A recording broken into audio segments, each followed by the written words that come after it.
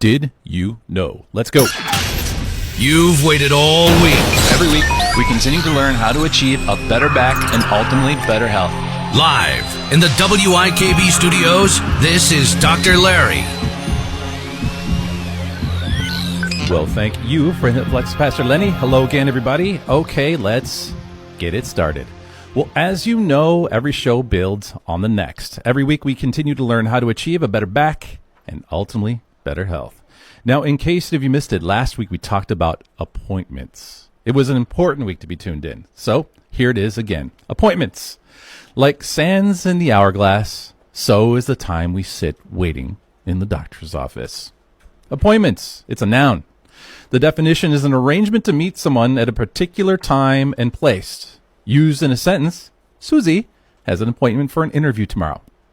From the Cambridge Dictionary, a formal arrangement to meet or visit someone at a particular time and place. And of course, the French, they call it a rendezvous. In real life, we make appointments. Some of them formal, some of them not, some not at all. So for last week's show, we went over how to have a successful appointment with your doctor.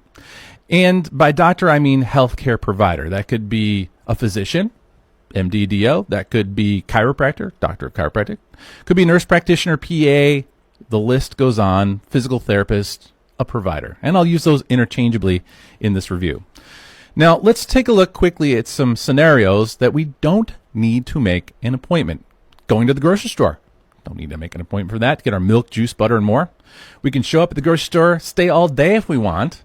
Sometimes it feels that way anyway. No appointment necessary. Show up when we want, how we want, and for whatever we want. Pumping gas. No need to call and make arrangements to fill our tanks. We just pull right in, pop the cover, and let it crank. And depending how much gas our car guzzles, we got to get that out, how much we drive or how much it holds, regardless, we can fill up as much as we want and don't have to be told. And as it goes, it takes a certain amount of time to fill up and go. Don't forget maybe the coffee and the donut hole. So not having to make appointments for certain things in life really helps eliminate some headaches and strife.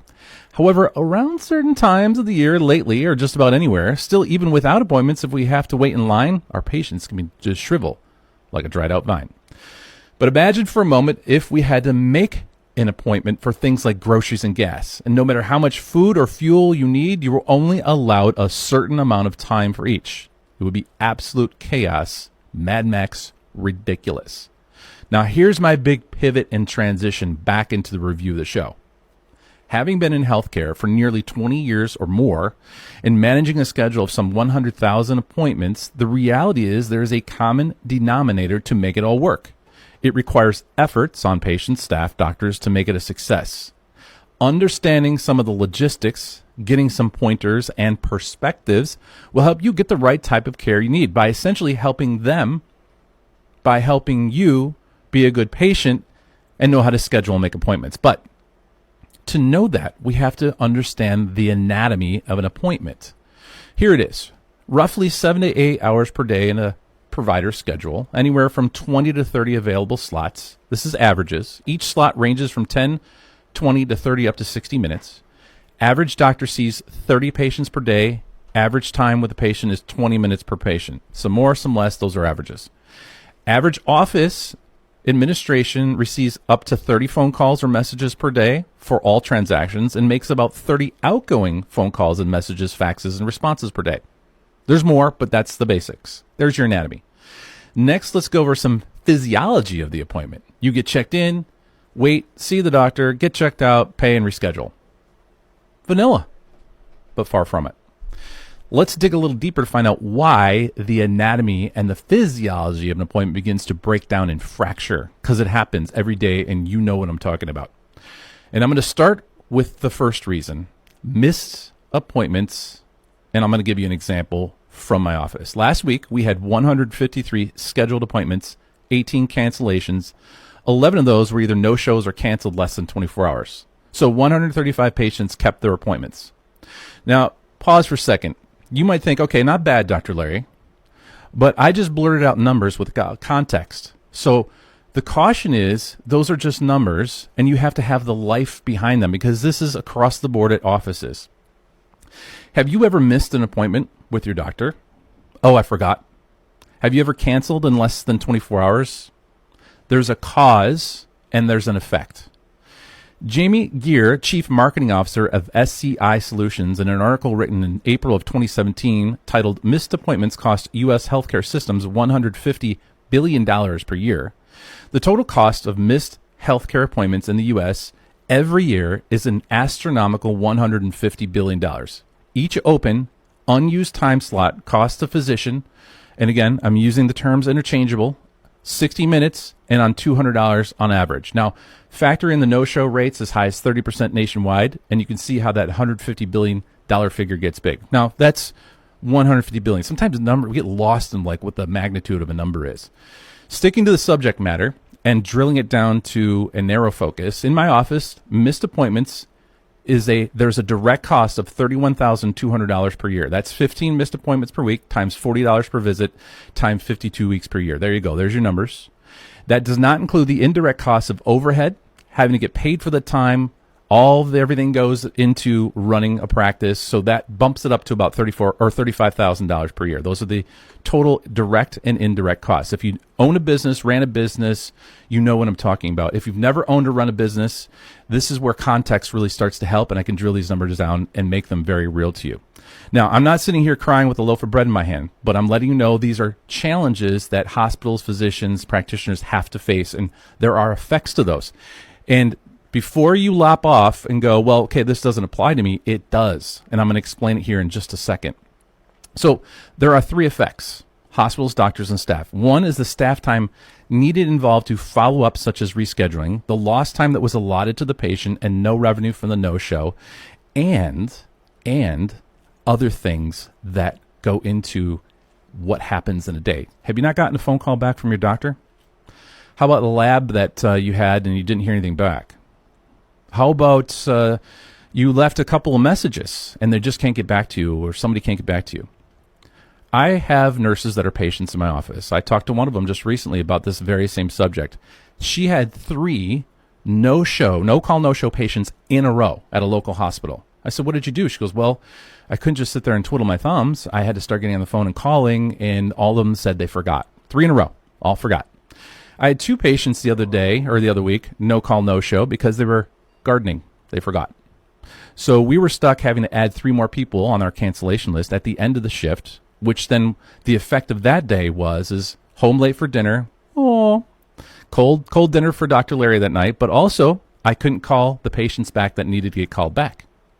I couldn't get some orders out the door that needed to get the orders out the door. I couldn't respond to an email or something that somebody had sent me, because at some point in time, we have to go home. And so these are the effects of missed appointments. And you go, because I hear the complaints, so-and-so hospital, so-and-so doctor doesn't get back to me, you don't hear any back anymore. Why is it how are things missed and fractured? Well, when a staff has to sit there and shuffle the schedule, and we have some now new data points even on our new software for our schedule, there's a lot of shuffling that happens all throughout the day. That takes focus away from billing your insurance correctly. That takes focus away from getting other things done or getting back to you or getting orders filled. So this is the domino effect of what missed appointments can do: cost and indirect costs, and also the non-fuzzy stuff of you just not getting a phone call back. Now, is it the entire answer? No, but it's part of the equation. So missed appointments happen every single day, no matter what. And they've done data on this. They've done research on this. And the number one excuse is, I forgot. The other ones are, didn't have transportation, didn't have this, that, and the other. So there's some 2 or 3 other excuses that are really worthwhile. But the bottom line is, it's still a missed appointment or canceled in less than 24 hours at your provider's office. And they have to fill those spots or not. So that's what we went over. Now, that's part of the equation. And here's a little bit more context of what I want to get into as far as what the effect is. Have you ever sat there and be like, wow, this provider is busy, and why are they so overbooked, and why are they booking so tight? Well, one way that hospitals, providers, doctors have to compensate for that is overbooking or overscheduling. So sometimes it's 120% of the capacity, because everybody knows that somebody's going to forget and there's going to be a no-call, no-show. On days where it hits all the mark and maybe there isn't that day, but there might be double the next day, then yeah, the provider is definitely going to be behind. And this is one of the effects. There's another effect as well, too, that I got into last week. So remember, this is a review. I'm chopping this up for you. And if some of this just doesn't seem to tie all together, there's an expanded show, which I'll have for you as well, that involves all the layers of this, of what I talked about last week. So cluster booking is an effect. Also, shorter appointment times. And other things that happened along those lines is the fact that providers have this finite quantity of TIM with you, and it involves codes. So here's a transition again, too, for the review. Your time with your provider is based on a code. How much coded time do you get with your provider? Do you know what those codes are? If you do, I'd be shocked. And if you do what they are, you're probably in healthcare. So the only way that a provider can actually quantify the visit with you is to bill a code and then send it off to the insurance company. Now, I'm going to have some really dry sarcasm here, but you want your time with your provider, your doctor wants your time with you, and your insurance wants to pay 100% of the time with your provider, right? No, absolutely not. Even though your premiums are increasing, even though things are very expensive as far as insurance goes, even though copays go up, deductibles go up every year, they pay for some of the time. And by the way, FYI, even if they pay for, let's say, a 40-minute visit with your provider, if your provider bills out too many of those, even though they provided the time and the service, they gave you what you needed and wanted, that puts a red flag in the insurance company's eyes, and then they will do a pre-audit going, why is this provider spending so much time with all of their patients? So there's a ding that happens if a provider ends up billing out higher codes for the time needed, because the insurance company goes, well, then they're probably billing this more than what they need to. Maybe, well, let's see if they can back that up with documentation. And that goes into a whole nother rabbit hole of a discussion. Let me pivot this a little bit. If you are an employee, if you had to document every 15 minutes of your productivity or 20 minutes of your productivity and prove it to your boss, and then your boss would look at it and based on how you coded your productivity decided to pay you for some of your hours, that's not a great relationship. So that's how it works with insurance. We code our time every 15 to 20 minutes. We document what we can. You can't get everything down. And then submit it to the insurance company, and they come back and they look and go, well, wait a second. We're not quite sure that 20 minutes that you spent there was actually valuable. We're going to knock your code down, or we want some money back. That is part of what happens and creates issues as far as chaos, controlled chaos in doctor's office. And I'm going to tie one more small little thing in here, and I've got to shift a little bit of some burden. Patients. Patients tend to want to squeeze more out of a provider than is allowed, which then the human provider wants to provide that for you. And then on top of it, not pay for the extra part of the visit. That is a problem. Now, I'm talking to about 20 or 10% of the patients out there. 90% of you can just pretty much ignore this. And by the way, thank you. Congratulations. You're awesome. Sorry this has to happen, and sorry these effects are going on. This is for the 10% out there. 10% of you will squeeze every ounce you can out of your provider and also complain about your bills. I had a guy, and I'm going to give you just one cited example. Came in unannounced. I need to talk to Dr. Larry. Sat down in my waiting room. Didn't have an appointment. And I got him in, spent 45 minutes, question asked, analyzed, got him to urgent care, triaged it where he needed to go. We sent him a bill for $100, called and screamed at my staff saying he's not going to pay for it because all I did is answer a few questions. Now, let me turn this around. What if I said, you know, you came in here unannounced, you're going to have to reschedule, but also before we even see you today, even though you're in an urgent situation, we need to make sure your insurance is going to pay for this visit. So hold tight. I have to make sure I'm going to get paid first before I see you. The other way around is Dr. Larry or provider, fill in the blank, is money hungry. All they care about is money. They don't care about my health. So it's a double-edged sword. There's no way around it. My approach is help the patient, take care of the patient, send it to the insurance company, and the remaining part, if the patient knows that they received care and value 90% of you pay the bill, 10% complain. That eats up staff time as well, too, like this gentleman I just mentioned, and others that complain about $10 charges.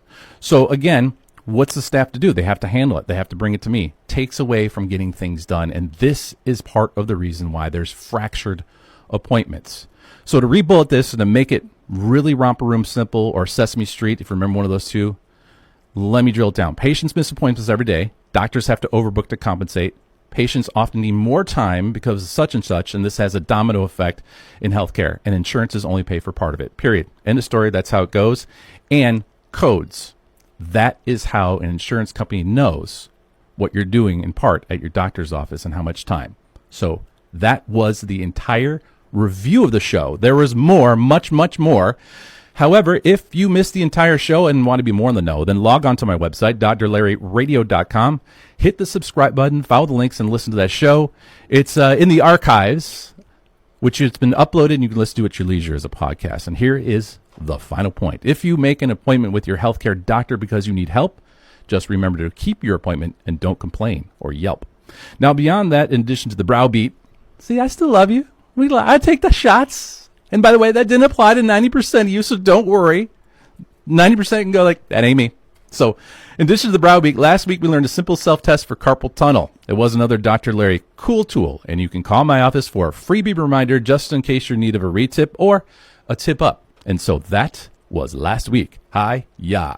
Now today, we'll forget that monologue for a moment and keep remembering those mandatory communication skills all doctors must have, which are inquisitive listening and staying positive. Again, it often means the difference between sick and well.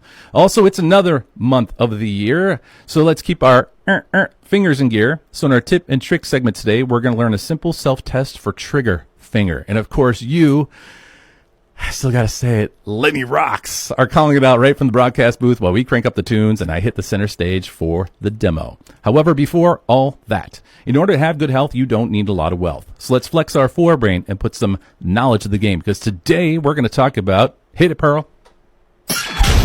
Dr. Larry brings you another segment of Did You Know?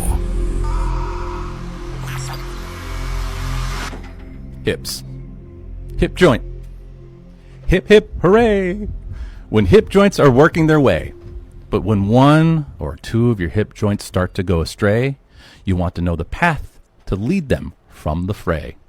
It's Hip Joint Day for all you ladies and lads with age who want some hip knowledge that's sage. Hips are coming up when we get back from the break. Stay tuned. You're listening to the Dr. Larry Radio Show. Dr. Larry will be back in a moment.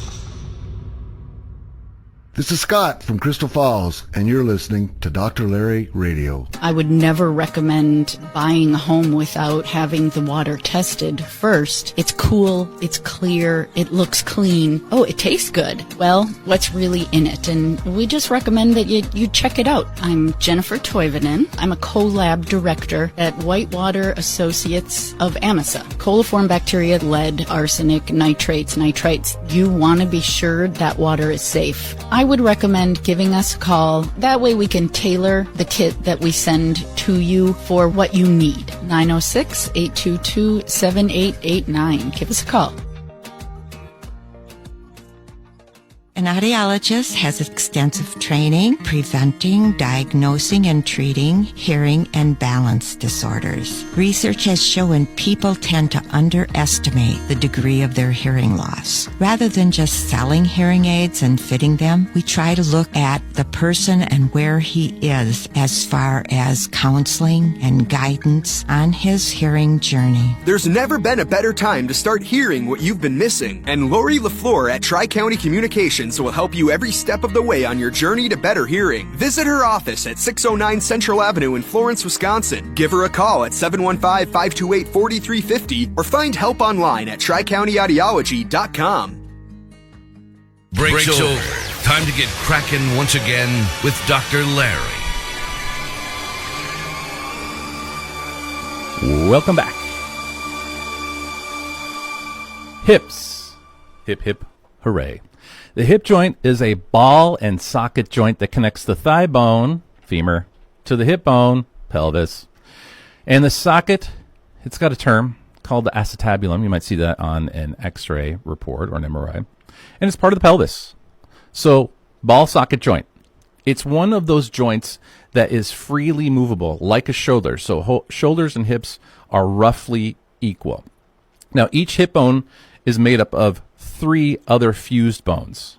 There's a proper term for it. Honestly, nobody ever calls it that, so I'm going to skip that, of course.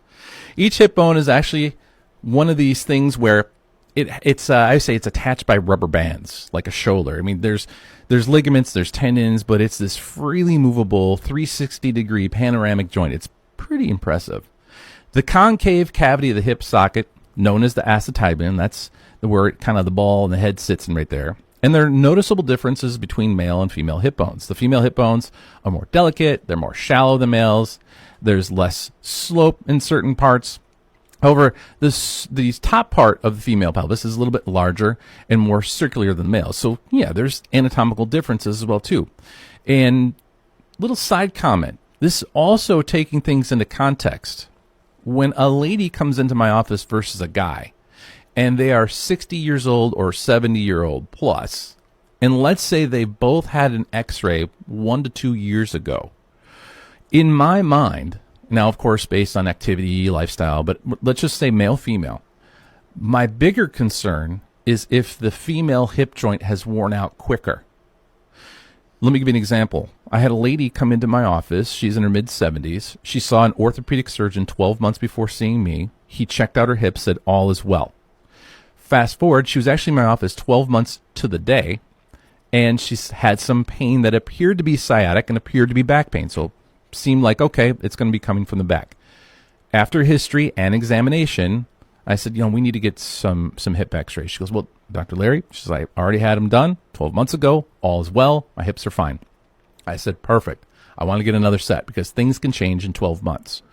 So she was a little puzzled, but she went with me on this one. I got both of her x-rays back and both of her hips, and I said 2 things. Number 1, your orthopedic surgeon was 100% right. Your hips were fine 12 months ago.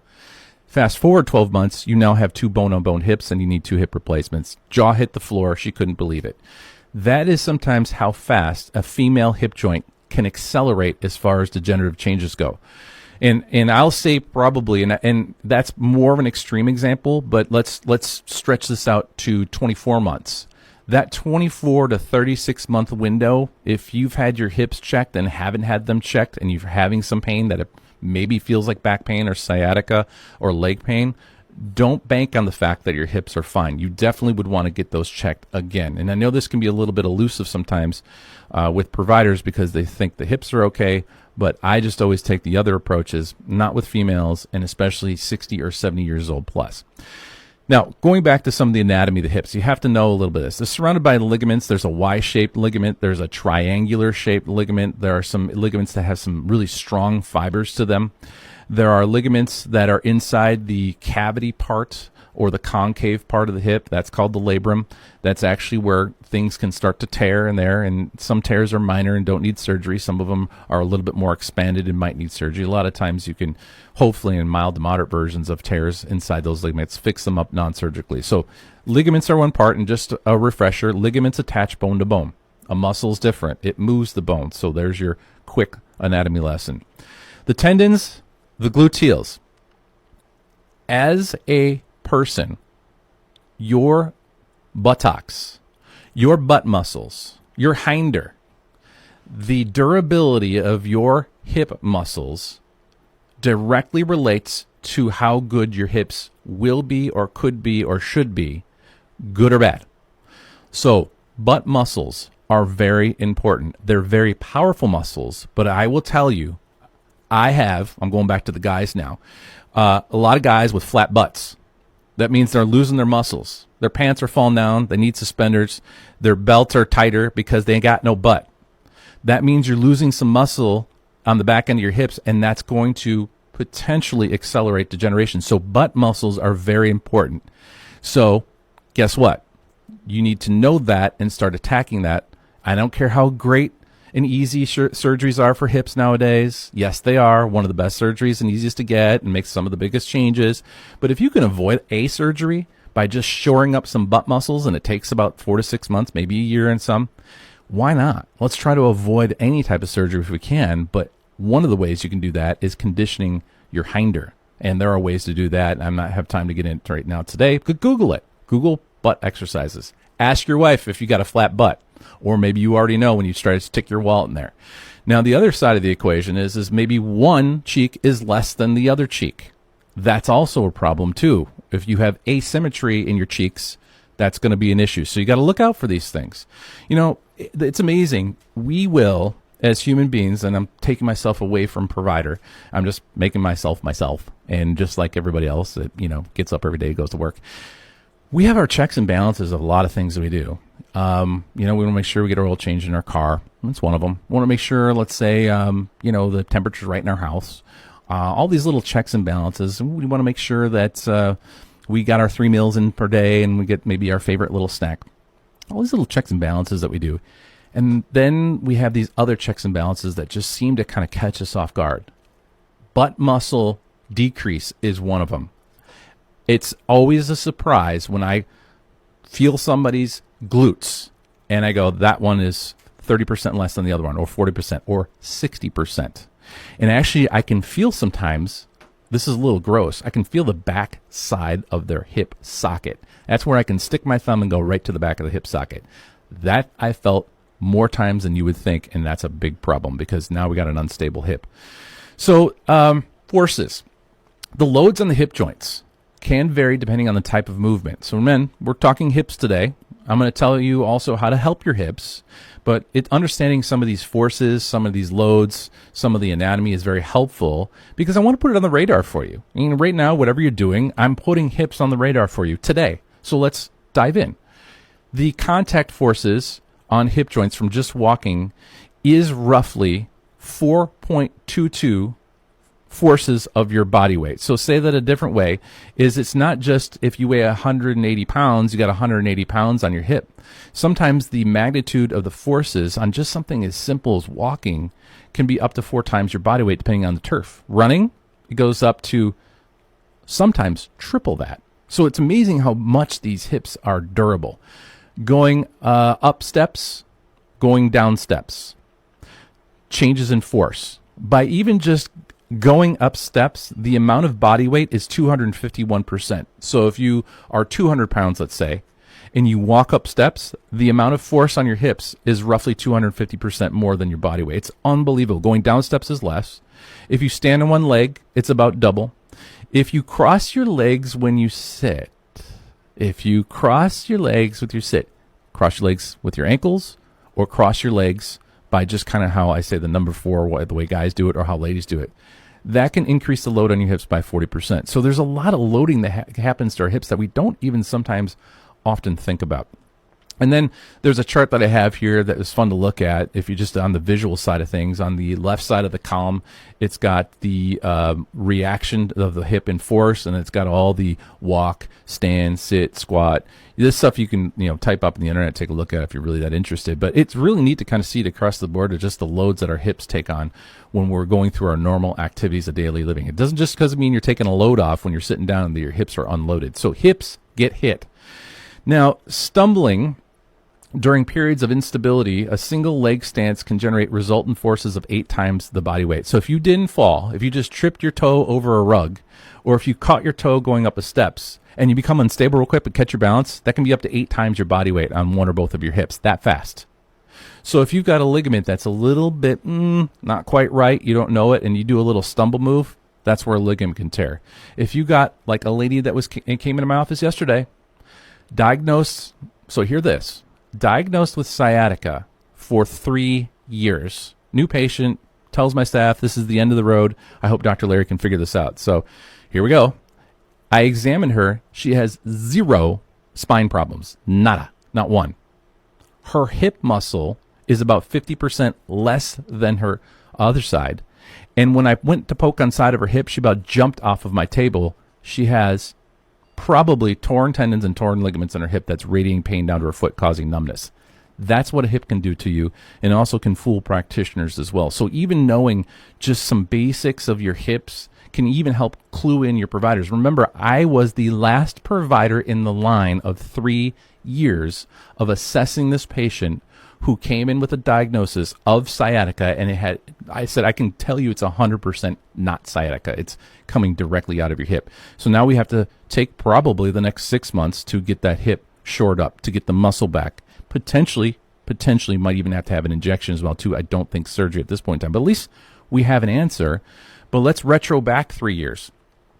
If she heard the show like you're hearing right now and clued in, she might have been able to clue in one of her providers to take a look at the hips a little bit further. So this is the little nuggets that I want you to walk away from as this is landing on your ears, and we wrap up the show in about 20 or 30 minutes, okay? So hips are very important. When they go out, they're terrible. And let me qualify that too. Hip sockets, a lot of times we'll say, oh, your hip is out.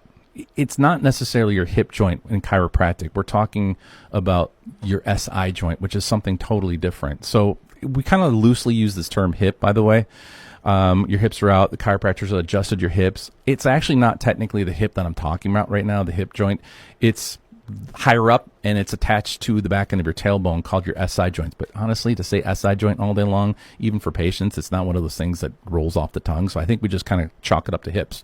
So keep that in mind as well, too, that there anatomically is a difference between your true hip and the hip we call hips. And that's where things can get really confusing as far as terminology goes in healthcare. And by the way, it will skew things. So that's why Sesame Street simple, romper room simple. When you are in your provider's office, maybe you got a hip problem. Maybe you don't know if it's a hip problem. It feels like it might be your hip, and they say it's coming from your back.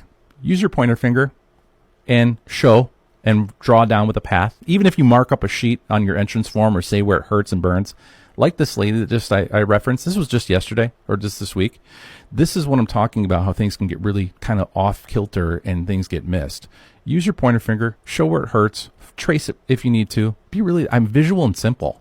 That's a lot of times what I'll do for patients as well too. I say, okay, you've had this issue going on. We don't know right now if it's your hip or your back. Show me with your pointer finger and trace it through your body where it's hurting, and that's going to start to help me out. Just do it. It's really basic and simple. All right, stable hips. Stable hips. That's what we're aiming for now. That was going through some brief anatomy. That was going through some little hiccups that happened. Now we want to talk about how to stabilize your hips. This is a little fun because we get to talk about a little food here coming up. And you'd be surprised what you can do to stabilize your hips. I'm not just talking about exercises. That's one thing. But to stabilize your hips, we also have to have another thing, which we're going to go over when we get back from the break. Stay tuned. You're listening to the Dr. Larry Radio Show. We'll be right back with Dr. Larry. Liminal Restaurant and Lounge is celebrating Halloween on October 31st with $1 hot dogs for kids from 5 to 8 and DJ at 8 p.m., along with drink specials and a costume contest. Join us on Mondays for free pool and beer bucket specials.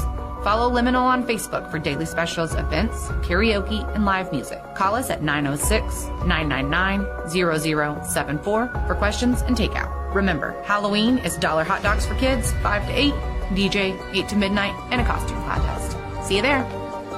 I got injured in a co-ed soccer league. They immediately told me that I'm going to have to speak with an orthopedic surgeon. My first thought was OSMS. I knew they worked with athletes in the past, and I knew that they had really good orthopedic surgeons. The team at OSMS really were all on board with getting me back to what my life was. My goals were their goals. I wanted to get back to my best, and they wanted the same thing for me. It's amazing that I can still do what I did before. I'm back thanks to OSMS. Your WIKB weather is brought to you by Wooden Nickel Pub and Grill on Gibb City Road. Opens 11 a.m. Wednesday through Monday. Closed Tuesdays. Burgers, cheese curds, sandwiches, cod baskets, appetizers, and swag. Call the Nickel. 265-5861 for takeout. Here's your Iron River and surrounding area forecast. Mainly cloudy skies expected this afternoon with a high of 48. Northwesterly winds around 5 miles per hour. Overcast skies tonight, lows dip down to about 29. Slight chance for showers tomorrow, daytime highs approaching 46, cloudy skies. From the Weatherology Weather Center, I'm meteorologist Jennifer Wojcicki on WIKB. Currently 47. This is California Sue, and you're listening to Dr. Larry Radio. Does your financial advisor take the time to really listen to you? Is your financial strategy personalized to you and your family? Will your financial advisor be there as your life and financial situations change? When you work with Ryan O'Grady, your Crystal Falls Edward Jones financial advisor, he focuses on what's important to you. You'll work together and use an established process to create a personalized financial strategy, backed by the advice, tools, and resources to help you reach your goals. And you can partner long-term to help your strategy stay on track. Contact Ryan today at 906-875-3833. Edward Jones, member SIPC. We're back with Dr. Larry. Welcome back. Our hips are like a Jeep Wrangler. They off-road.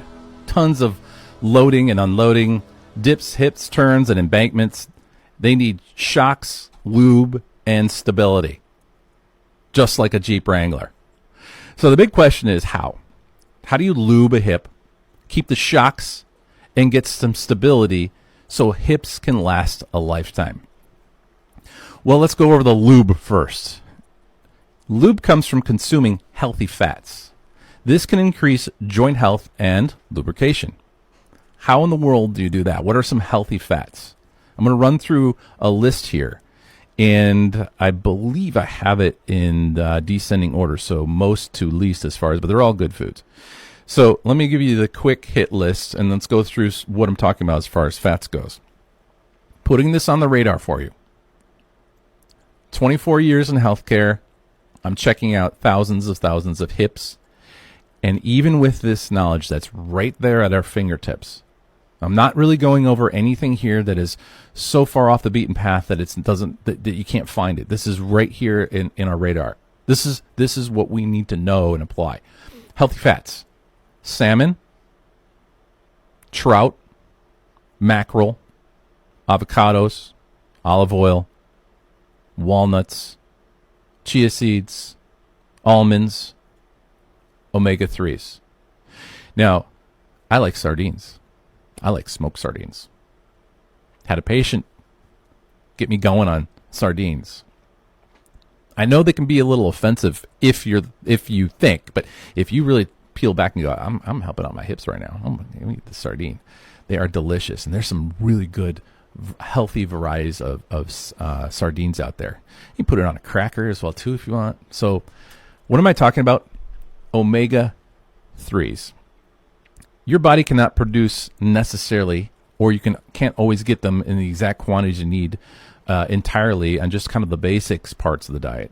And if you include some of these into your healthy living, mackerel, for example, has 4,580 milligrams per serving of omega-3 fatty acids. That's a nice fatty fish. Yum. Mackerel. They're small, and they are smoked. Again, I don't know if they fly off the shelves at the grocery stores or not. I hope they do.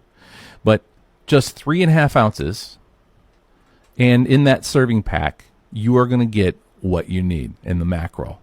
And it's, again, smoked versions are really, really good. Number 2 is salmon. Well, we're at the big lakes. 2,150 milligrams per serving in salmon. How many of you like salmon? How many of you love salmon? Salmon can be done in so many different ways, and it's delicious and healthy. And then you've got, let's face it, we're in the UP. I know you know somebody that goes salmon fishing. I know you do. And a lot of times they hit so good they come back and they got extra they want to share. I have a patient every year. I mean, I hate to say it, I almost count on it now. They go fishing in springtime and bring us back salmon, fresh. We have it that night. It's unbelievable. So salmon is one of those things. It also has high-quality protein and various other nutrients like vitamin D and vitamin B. So salmon, cod liver oil, it's a little gross. I mean, it's tough if you want to cod liver oil. I'll tell you, our youngest son, he had some health issues early on, right after labor and delivery. Guess what we were giving him? Cod liver oil. I got a plastic dropper thing from the pharmacy, and my wife and I would just kind of give it to him throughout the day. He actually, when he was young and a baby, he would look forward to it. I don't remember exactly the time frame when we started giving it to him, but it was early on in life when we could, and he could take that cod liver oil, and it fixed some of his early on skin problems. You would look at him today and not know that he ever had eczema and some other stuff. So I know this is about hips, but I just want to let you know, just to cross-pollinate here for you, how important something even like cod liver oil can be as far as a supplement goes. So taking just 1 tablespoon of cod liver oil satisfies your need for this essential nutrient. Gulp. Herring, 2,150 milligrams, another medium oily fish. There's our sardines. Here we go, 1,463 milligrams. Sardines, again, pretty ubiquitous. You can find them anywhere. They're pretty inexpensive. I know at some of the big box stores you can get for like $1 per can. I mean, $1. And it's a great, some of it is, natural. I don't think any of them, for the most part, aren't farmed fish. Keep that in mind as well, too. I know sometimes it's a little difficult to find salmon that is not farm-raised salmon. Even in some of the stores, I'm surprised they don't carry fresh salmon. It's farm-raised. I'm not knocking it entirely. We buy farm-raised salmon, too, when we can, or when we have to. But it's one of those things where, like in sardines, you can get fresh-caught sardines in a can, and they're phenomenal. Again, 3.5-ounce can is all you need. Also, you got B12 and some other stuff. This all goes back into the lube of your hips. Anchovies, throw some on your pizza. Flaxseed, delicious. What? Flaxseed? Have you ever smelled flaxseed? My wife loves to smell flaxseed. It's got like a little bit of a roast to it. Krill? Is that okay? Oh, look at Lenny. He's jumping in. So those are some lube for the hips. That's fish. Let's get into something else. Walnuts, 2,570 milligrams per serving. You can throw walnuts on a salad. You can throw it on your yogurt. You can just get a little bit of walnuts in your body. That's going to help lube your hips. And I know, like, even when I say this, there's still that other part of me that go, how? How if it doesn't come in a capsule thing, supplement, in a tablet, that if I take that tablet, I know I'm getting essential fatty acids, because how does that happen versus just food? I mean, we know that we're supposed to get our nutrients from the food. We know that, but the supplement industry has done such a fantastic job of altering our perception that we think maybe humanly, and again, I'm just speaking right now on my behalf, that maybe that supplement can get me a little bit better than some of the foods I just rattled through. I would strongly argue that no. If you can get it right from the source and you can have it and it's good and it's quality, you're better off getting it from the food. And I think some of even the best experts would agree with that. All right. So lube is done. Next is stability of the hips from outside to inside. And one way I like to break this down for patients is you need to have the right combination of strength for your hips, flexibility for your hips, and stamina. If you are super strong, let's say you got those butt muscles, but when you go to cross your legs, you can barely cross your legs because you're so tight, that's going to create a problem. So you can't just be like, I'm strong. But if you're inflexible and you don't have much stamina, like you can barely walk up steps, more than 50 steps, then you're lacking flexibility and stamina. So keep that stuff in mind. It's a blend here is what I'm talking about. So you have to have equal parts of all of those as far as the hips go. So strength being one of them, very easy, especially those of us that start to develop some joint problems in our knees or our ankles. Squats, air squats, some dumbbell squats, that kind of stuff. The hips really respond well. I just gave a patient donkey kicks. You can look that up. But basically, you stand and kind of looks like, what donkey kicks. Those really isolate the hips. And so there's a bunch of fun exercises. If you pick 3 strengthening exercises, you're going to be golden. The next thing would be flexibility. So incorporating this into your routine. And do I mean daily? Again, patients, human beings, we're all kind of, of course, the same in the way we think, even though I'm a healthcare provider. I'm like, does he mean daily? I have to do this every day? No. If you just kind of square it in, maybe 2 to 3 days a week of incorporating this into whatever lifestyle you have or workout routine. This is what I'm talking about as far as the hips go. So flexibility. Now, this is where things burn, baby. When you try to get an inflexible hip flexible, it gets hot. It sears on the back of your buttocks. It burns a little bit. And that's fine. If it starts to hurt the crease of the inside part of your hip, you're going to have to start to raise some yellow flags. Make sure that you're not overstretching. But as far as stretching the hips go, the real basic, simple way is when you're seated, there's a lot of nice stretches to do for your hips when you're seated. Again, crossing your legs and kind of pushing down, leaning forward. A lot of stuff that chiropractors and physical therapists will be able to give you and help you out with. But what my focus will be is just on the outline that I'm giving you, is make sure that you are incorporating or will incorporate strength. You are or will incorporate some level of flexibility. As far as that goes, and I've done tips and tricks before on what and how to assess if your hip is flexible or not. Maybe I'll do a few of those coming up.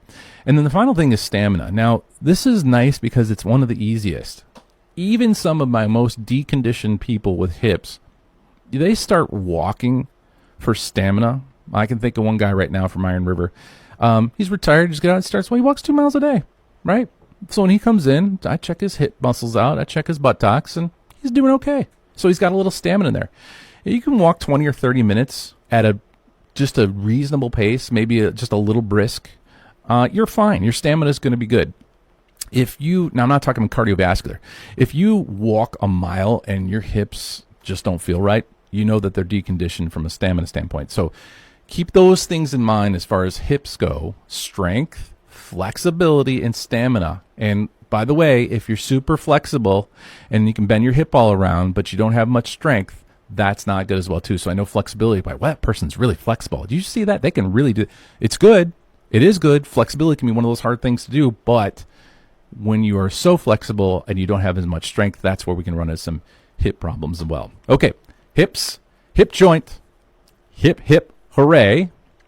When hip joints are working the way, but when one or two hip joints start to go astray, you'll want to know the path to lead them from the fray. It was hip joint day for all you ladies and lads with age, well, young ones too, who want some hip knowledge.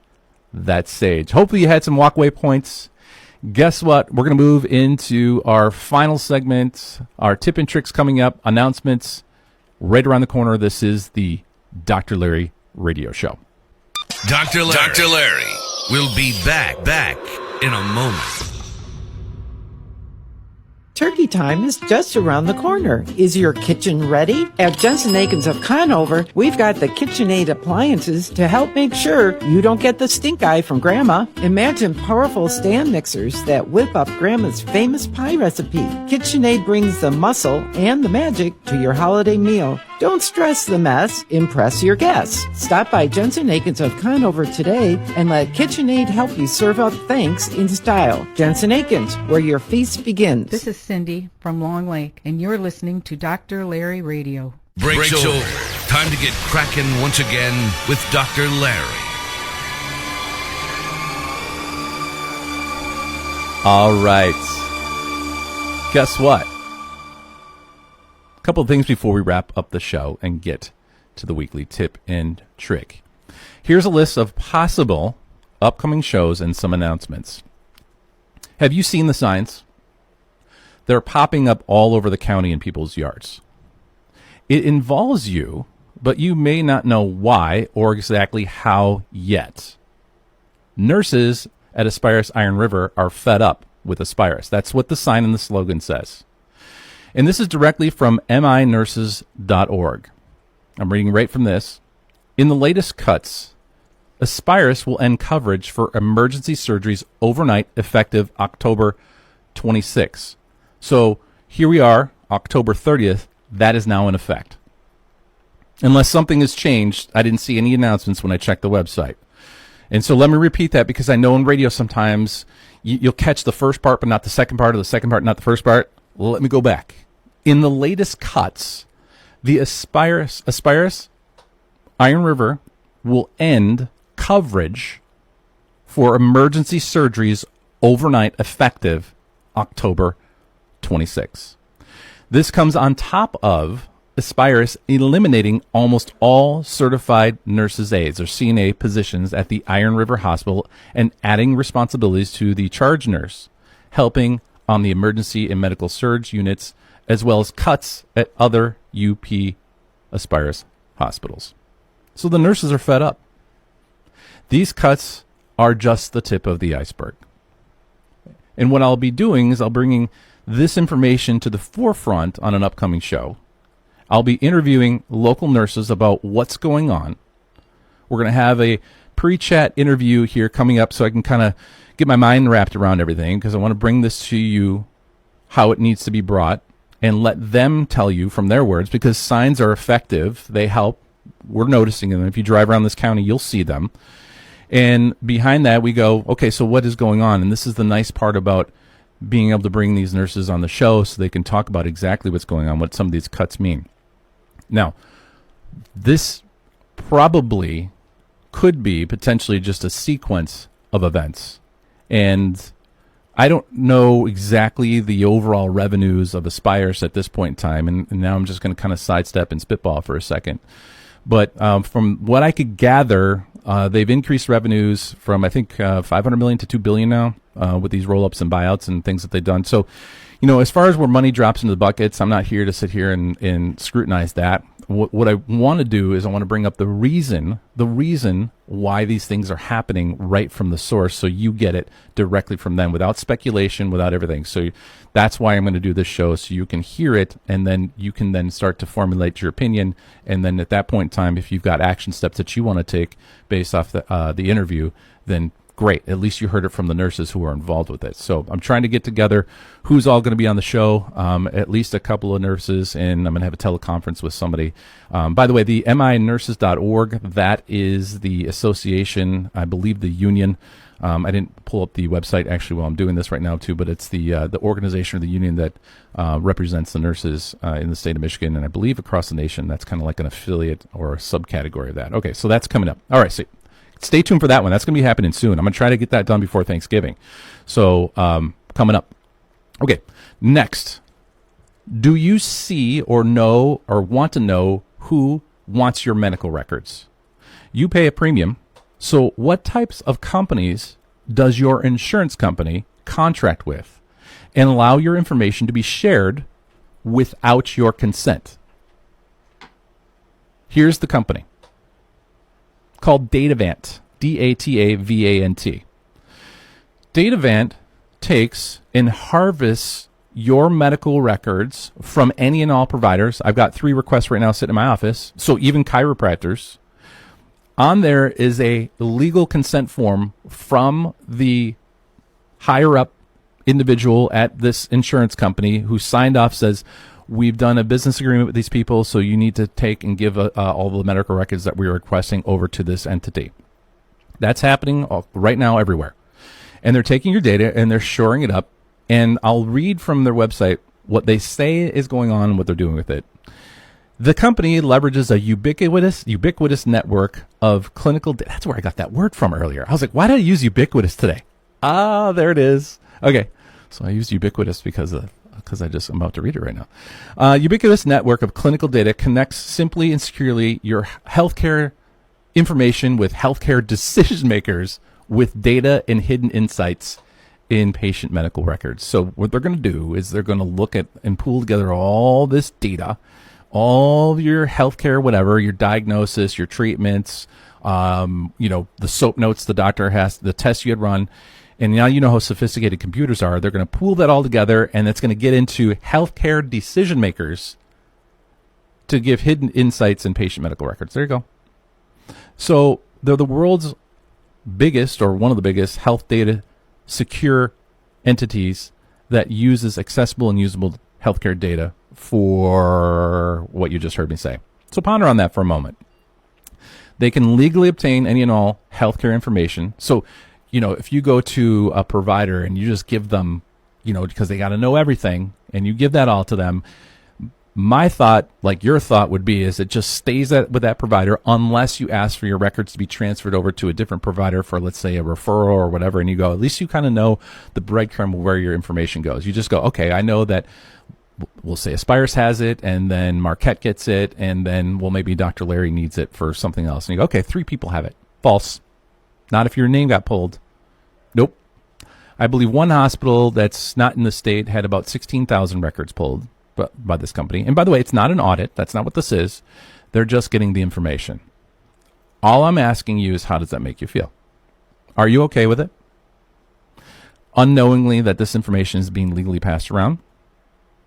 Is it invasion of privacy? You can't really say it is because it's legal. I mean, I'm being a little dry sarcasm here, but it is actually legal because if I don't submit it, they hound. And also then what they'll do is they'll retro back and then tackle the contract, be like, this provider is not being compliant. So it's a legal entanglement. They got us. We have to submit it. Also, I want to give a special thanks. My daughter, Drake. She's winding down her responsibilities at my office this week and next. A year ago, she unexpectedly had to take over all the responsibilities of running the front desk. It was quite a challenge for an 18-year-old. Her attention to detail, her problem solving, awesome. So she's moving to the next phase of life and hoping to land a job as a flight attendant. I'll keep you posted. Moving forward, don't do it, Lenny.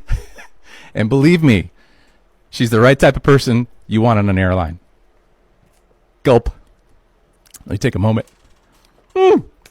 Sucker, it's the first time I've cried on air. All right, moving forward, I've also hired an excellent replacement for her, our front desk lady, Nikki Hall. My wife and I have made the comment, it feels like Nikki's been there with us for 20 years. She's an incredible asset, a balanced professional, and she's now running the front desk 40 hours per week. I also want to give a special thank to Brianna Zappa. She's our next door neighbor. That little thing, she handles my part-time, nighttime shifts at 15 years old, first job ever, phone scheduling, the flow. My wife, Drake and Keaton, recommended that I hire Bree, and I'm glad I did. She's reliable. She's a student at Forest Park, and she balances everything. She's been with us all summer. Way to go, Bree. Thanks for helping out. Appreciate it. Okay, don't forget the link on drlarryradio.com. There's 3 tabs there. You can click those tabs. One of them will have my latest shows. There's also a subscription tab. You want to hear some of my older archive shows. And don't forget wikb.com. There's the Ask Dr. Larry part. You can fill out the form and ask me any question you like. Of course, you're going to have to give some information. So we're letting you know your information is going to go through filtered WIKB, and it's going to come to me. But people have asked me some really phenomenal questions. So whatever you feel comfortable sharing, because the WIKB folks do have to look at it and send it over to me. I'm sure they don't read it, but, you know, hey, here's the thing. Just fill it out, send it to me, and I'll respond back with an answer. So, Lenny, it's time for the weekly tip and trick. You head to the broadcast booth. I'm going to head out center stage for the demo. Today, we're going to do a simple self-test for trigger finger. Here we go. Dr. Larry's pulling his middle finger back, almost as if he's, flipping himself off there. Well, I didn't mean to do the... I got myself... Let me do the index finger. Here, I just grabbed my first now finger. The index there finger. There you go. Okay. Or your pointer finger. There you go. All right, Lenny. So if you think you got a trigger finger, it's one of those things that people want to know, okay? You hold down the finger, you lift it up. Okay, that's one way. And then you kind of try to lift up some of the other fingers and see what happens. Then what you can do is you can flip your palm over and try to curl your fingers in. You can hold down the one you're trying to test. So in this case, I'm holding my pinky down and see if it kind of click, click, click, click, click, click, click, click. It's really kind of a unique test for trigger finger. It'll let you know if there's some fluid movement to it or not. Trigger finger is basically one of those things where there's a little knot in there that will let you know if it's trigger finger. I will tell you, injections do help fairly well with that. Lenny, folks, awesome. Thanks. Great show. Learned about hips. And remember, you can listen to me live right here every week to learn how to achieve a better back and better health. Or if you're having a pain or problem, I'm here to help. My number at the office is 906-875-3215. Have a good day, boy on the board, and I'll see you next week, everybody.